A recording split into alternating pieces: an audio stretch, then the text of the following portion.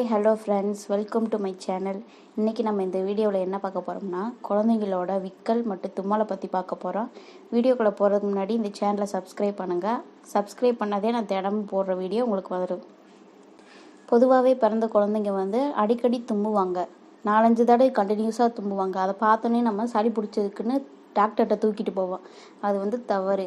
குழந்தைங்க அம்மாவோட வயிற்றுக்குள்ளே இருக்கும்போது ஒரு சுத்தமான அட்மாஸ்பியரில் இருப்பாங்க. அவங்க பிறந்து வெளியே இந்த வெளியே இருக்க காற்றை சுவாசிக்கும் போது இந்த காற்றுல இருக்க சின்ன சின்ன தூசியெல்லாம் அந்த குழந்தையோட மூக்கிலே சேர்ந்து நின்றுடும்.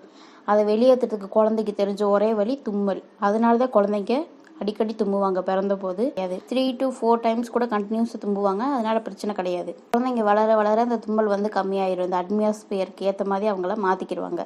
பிறந்த குழந்தைக்கு எது பிரச்சனையாக வருதுண்டா, நெஞ்சு சளி தான் ரொம்ப பிரச்சனையாக வருது. நெஞ்சு சளி இருக்கிறத எப்படி கண்டுபிடிக்கலாம்டா, குழந்தைங்க தூங்க மாட்டாங்க, அணத்திக்கிட்டே இருப்பாங்க, பால் குடிக்க மாட்டாங்க.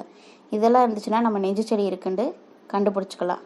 இதெல்லாம் இல்லை, வெறும் தும்மல் மட்டும்தான் இருக்குது, நல்லா பால் குடிச்சிட்டு ஆக்டிவாக இருக்காங்கடா, நம்ம எதுவுமே பண்ண தேவையில்ல.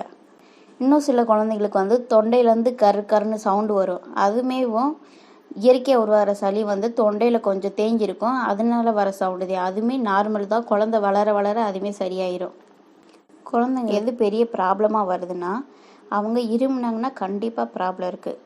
குழந்தைங்க பால் குடிக்கும்போது போய் இருமுவாங்க, அது பிரச்சனை கிடையாது. பால் குடிக்காமல் சும்மா இருக்கும்போது கண்டினியூஸாக இருமுனாங்கன்னா கண்டிப்பாக பிரச்சனை தான். அப்போ நம்ம டாக்டர் கன்சல்டேஷன் எடுத்துக்கணும். அடுத்ததான் நம்ம விக்கலை பற்றி பார்ப்போம். பொதுவாக பெரியவங்களுக்கு வர விக்கலும் குழந்தைங்களுக்கு வர விக்கலும் வேறு வேறு காரணத்துக்காண்டி தான் வருது. அது என்னென்ன காரணங்கள் பார்ப்போம். குழந்தைங்க பால் குடிக்கும்போது சப்போஸ் நிறைய பால் குடிச்சிட்டாங்க, இல்லைன்னா நிறைய காற்று முழுங்கிட்டாங்க, அப்போனா தான் நமக்கு விக்கல் வரும். இது எதுனாலண்டா, இறைப்பை அதோட அளவை விட பெருசாகி அது பக்கத்தில் இருக்க டயப்ரம்ன்ற ஏரியாவை தொட ஆரம்பிச்சிடும். அதை தொடும்போது அது சுருங்கி விரியும். அதனால தான் நமக்கு விக்கல் சவுண்டாக வெளியே வருது. இதுலேருந்து என்ன தெரியுது, குழந்தைங்க நிறைய பால் குடிச்சிருக்கணும், இல்லாட்டி நிறைய காற்றை வயிற்றுக்குள்ளே வச்சுருக்கணும். ஒரு சில தாய்மார்கள் பால் டப்பாவில் கொடுக்கும்போது புறையேறிடக்கூடாதுன்ட்டு பாதி டப்பாவில் பால் வர மாதிரி பாதி காற்று இருக்க மாதிரி வச்சு கொடுப்பாங்க.